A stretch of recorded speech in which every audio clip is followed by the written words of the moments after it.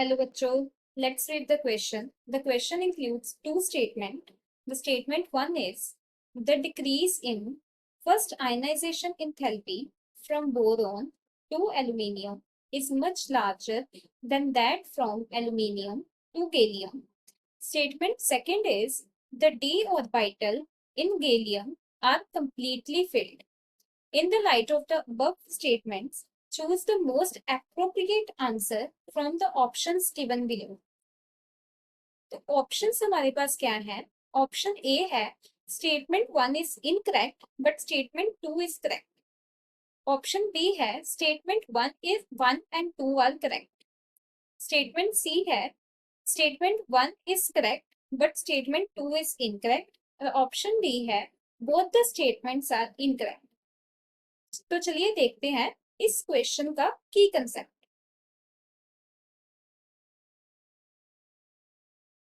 तो की कंसेप्ट इस क्वेश्चन का है, इसमें दो टर्म्स आएंगी हमारे पास. एक तो है इलेक्ट्रॉनिक कॉन्फ़िगरेशन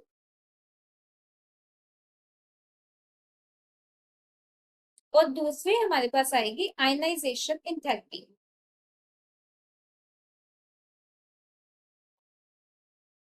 तो अगर हम इलेक्ट्रॉनिक कॉन्फ़िगरेशन की बात करें तो ये हमें बताता है कि किसी भी एटम के इलेक्ट्रॉन्स जो है उसके शेल्स में किस तरह प्रेजेंट है.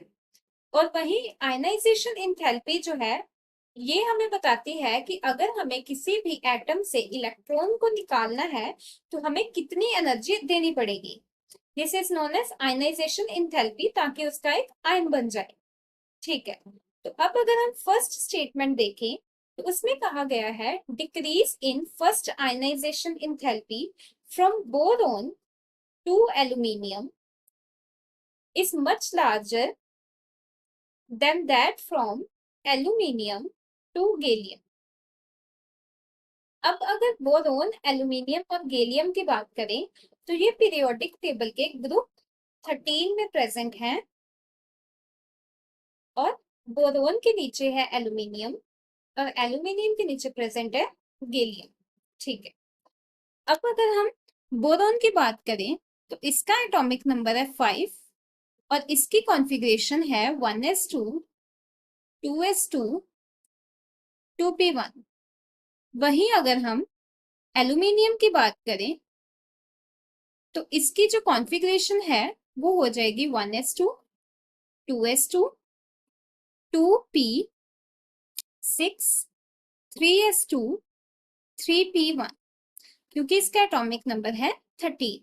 और वहीं गैलियम जो है इसका एटॉमिक नंबर है 31 और इसकी कॉन्फ़िगरेशन हो जाएगी 1s2 2s2 2p6 3s2 3p6 3d10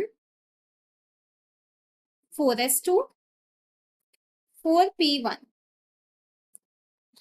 तो जब हमारे पास शेल्स इंक्रीज करते हैं तो उसकी आयनाइजेशन एनर्जी जो है एटम की वो डिक्रीज कर जाती है. ऐसा क्यों? क्योंकि जैसे ही शेल्स इंक्रीज होंगे, as shells increases size also increases. Size जो है वो भी इंक्रीज कर जाएगा.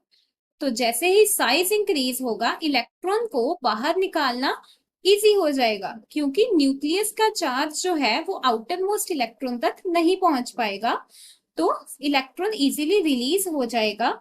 इस कारण उसकी आयनाइजेशन एनर्जी जो है वो हो जाएगी कम.